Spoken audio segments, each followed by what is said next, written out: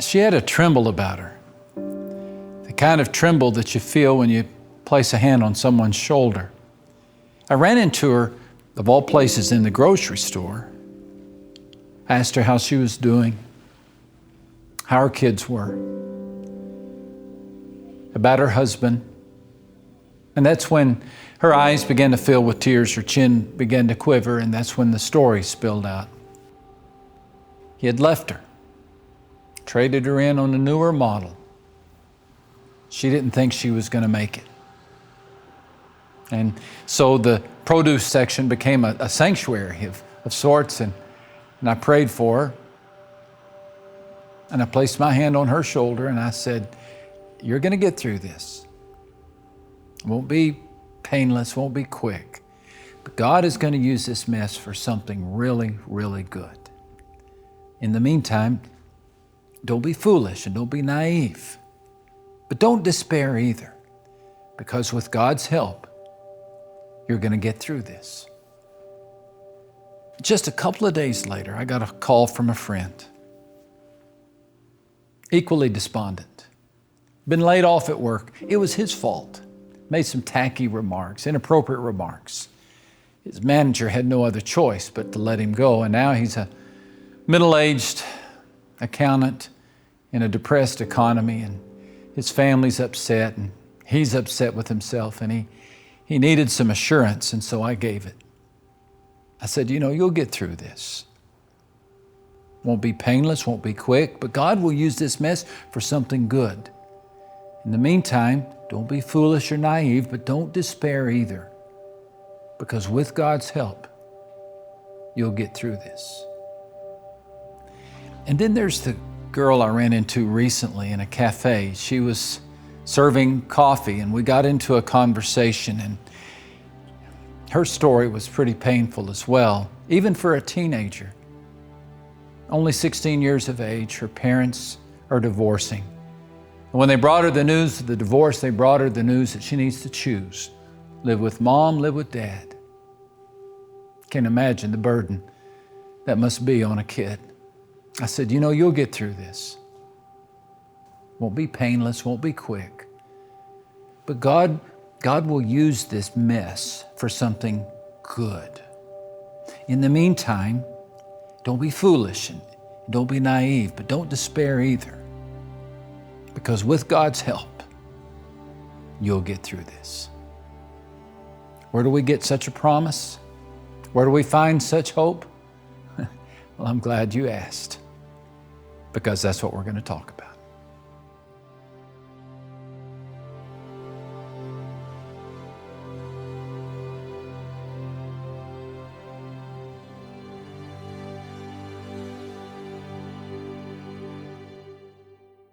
Well, life comes with challenges. If you've got a pulse, then you've got a few problems. It's just part of life. We're either coming out of a crisis, in the middle of a crisis, or headed toward a crisis. But we don't have to face these challenges alone.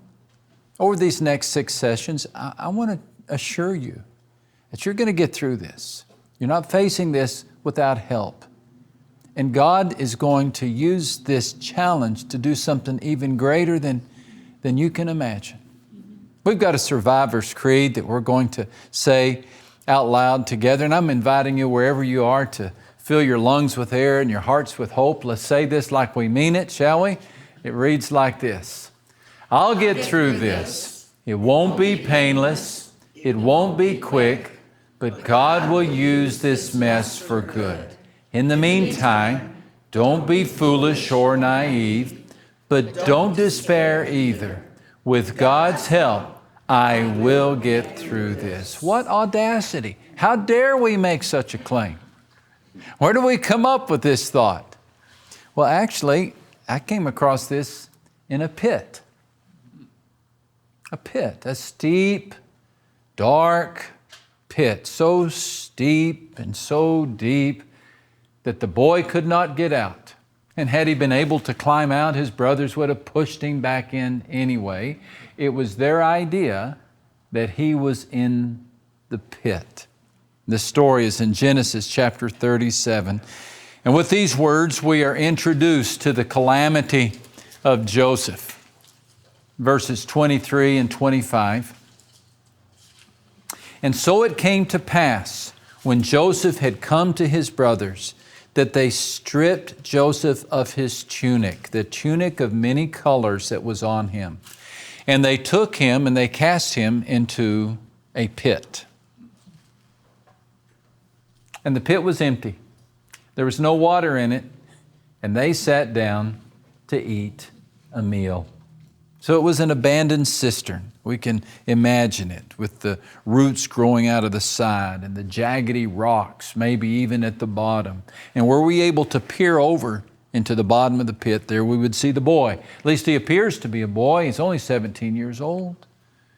He's got a downy beard. He's got spindly legs and arms. His hands are bound. His ankles are tied. He's on his side.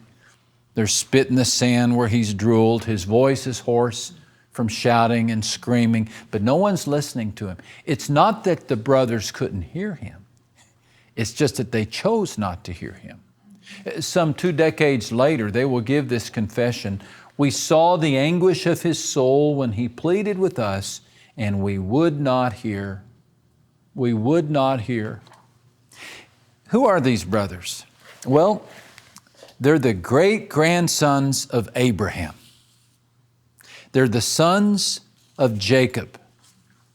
They are the ones after whom the tribes are going to be named. In fact, in the book of Revelation, we are told that their names are engraved in the foundation of the city gates to the New Jerusalem. So this is as close as the Bible gets to royalty. These are the Kennedys of their day. This is a famous family. But this day, this is a family in crisis. This is the ultimate, this is the Bronze Age version of a dysfunctional family. They could have their own reality TV show, for crying out loud. They hate their brother. They hate their brother so much that they're throwing him in a pit, and then they're saying, okay, let's just go eat lunch. Just go eat lunch. While he's screaming, they're passing the French fries. They're just eating lunch, oblivious. Hard-hearted, oafish, resistant, insensitive. Here's why. Their father Jacob pampered Joseph like Joseph was a prized calf. He was the son of Rachel. Now Jacob had 2 wives, but he really just had one love.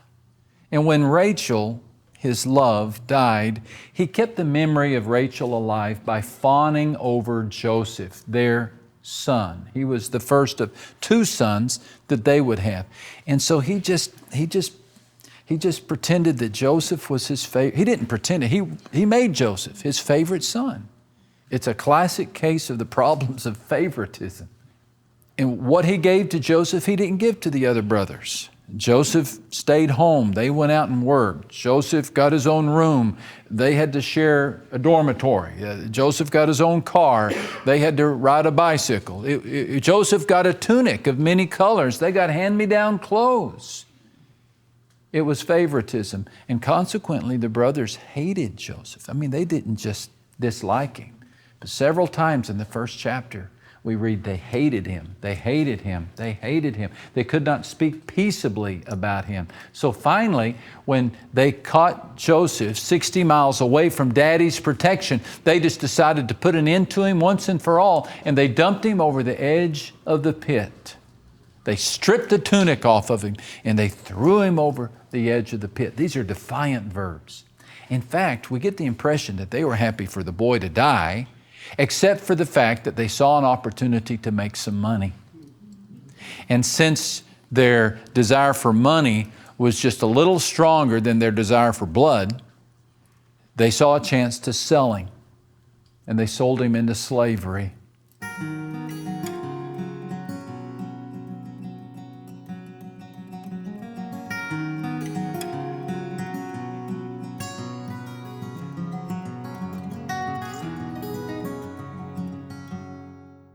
Now, Joseph didn't see this assault coming.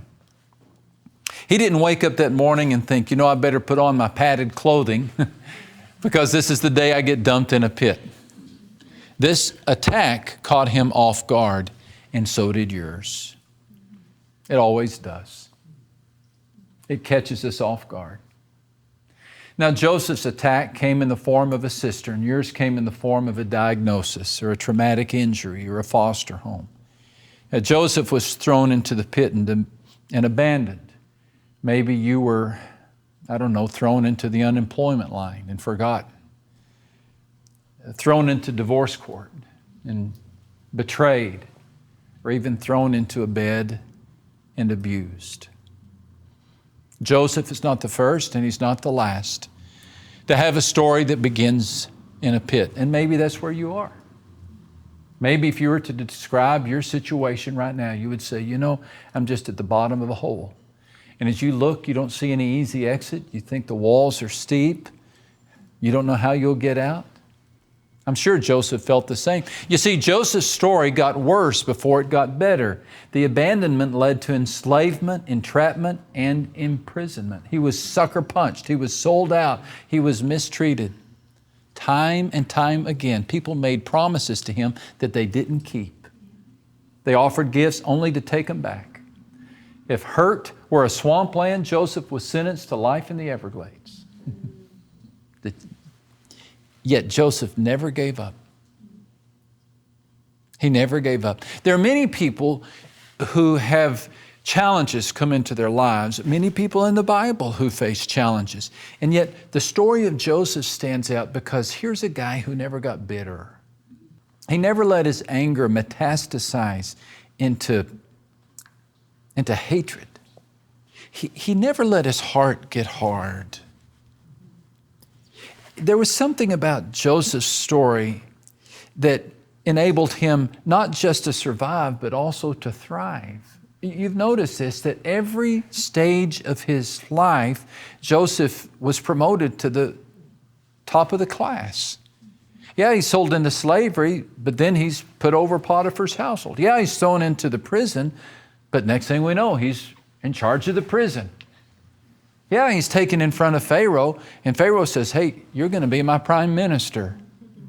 And by the end of his life, Joseph, this boy in the pit, is the prince in the palace, and he's over the distribution of food in one of the most difficult times in human history.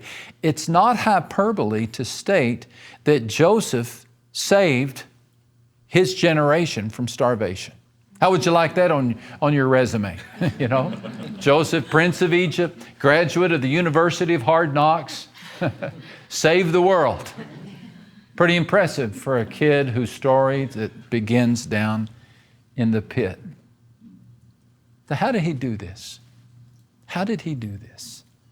Well, we don't have to speculate. He gave us the answer. Many years later, when the roles have been reversed, and the brothers are the ones in trouble, and Joseph is the one in charge. The brothers come to Joseph pleading for mercy because they're afraid that they are going to end up in a pit of Joseph's making. But Joseph tells them this. He says, as for you, you meant evil against me, but God meant it for good in order to bring about this present result, to preserve many people alive. You meant evil against me, but God meant it for good. Now, that word meant, you meant evil against me, but God meant it for good. This is a word that comes out of the Hebrew language that means to weave something. If you were to weave a tapestry, you might use this verb. Joseph says, okay, you came weaving evil, taking the threads of evil and weaving them together. But God took those same threads and rewove it into a tapestry of something good. You brought evil into my life, but God rewove it into something good. Satan is the source of this evil, and his logic is simple. If he can destroy the family of Abraham, well, he can destroy the lineage of Jesus Christ. And so he comes in weaving evil. He wants to destroy the family of Abraham, the sons of Jacob. But God takes the very actions of evil, reweaves them in such a fashion that He promotes one of the sons of Jacob to be prime minister, so that the family is not destroyed. Just the opposite. They are placed in a protective place in Egypt with their brother on the throne. Who would have thought? What you intended as evil, Joseph said, God used for good to protect all of these people.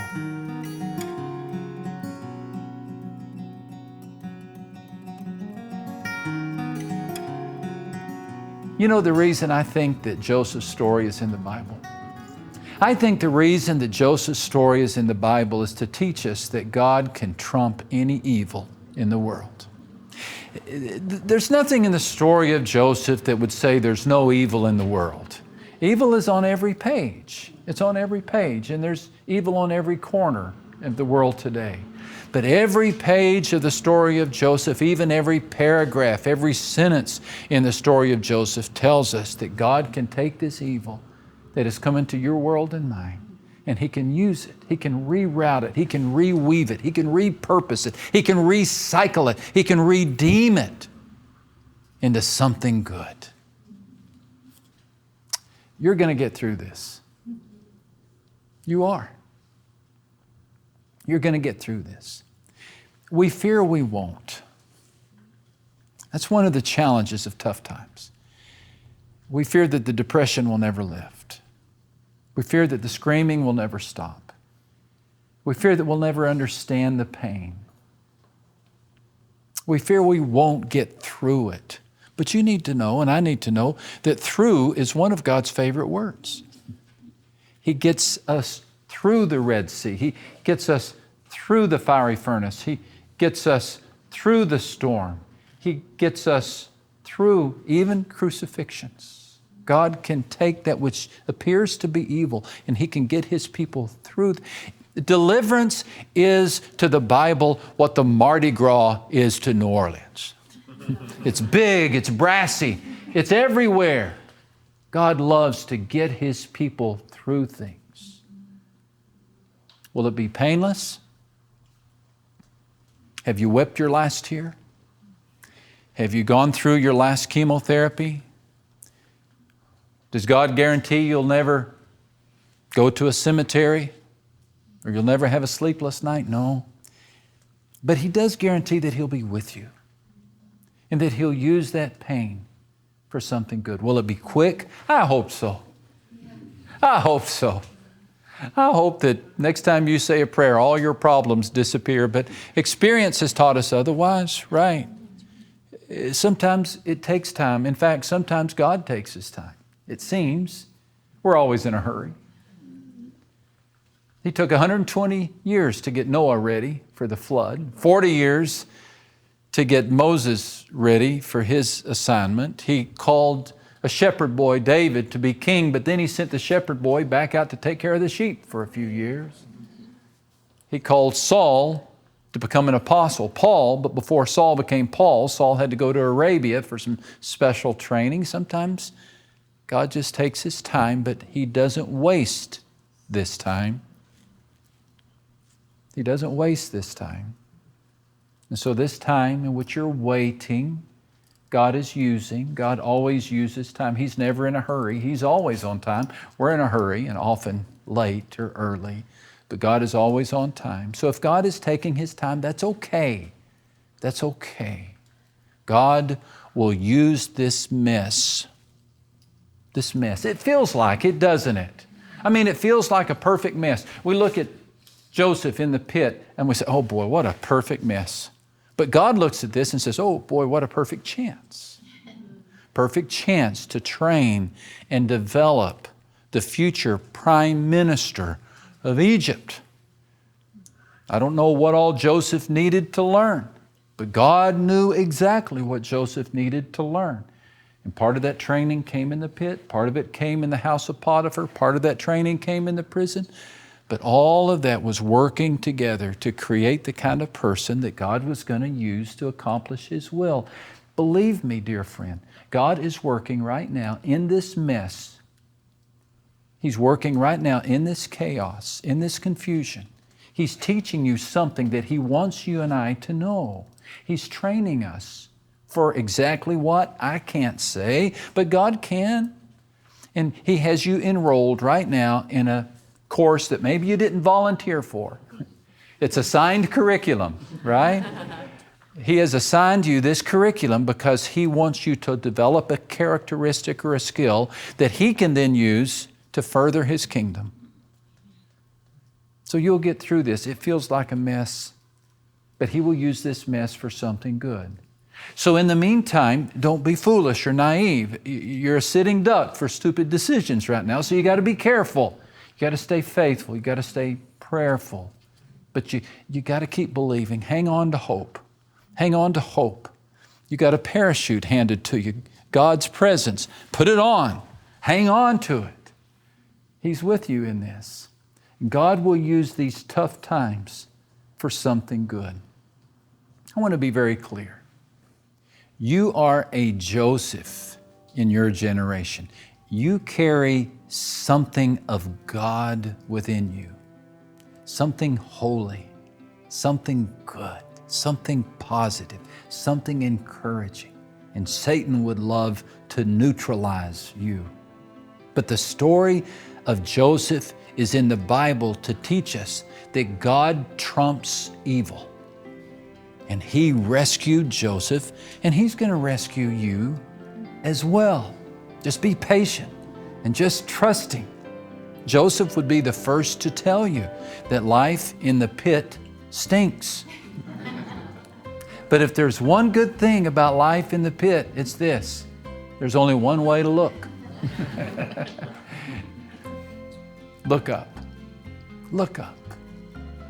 And the same God who reached in to help Joseph is the God who's going to reach in and help you.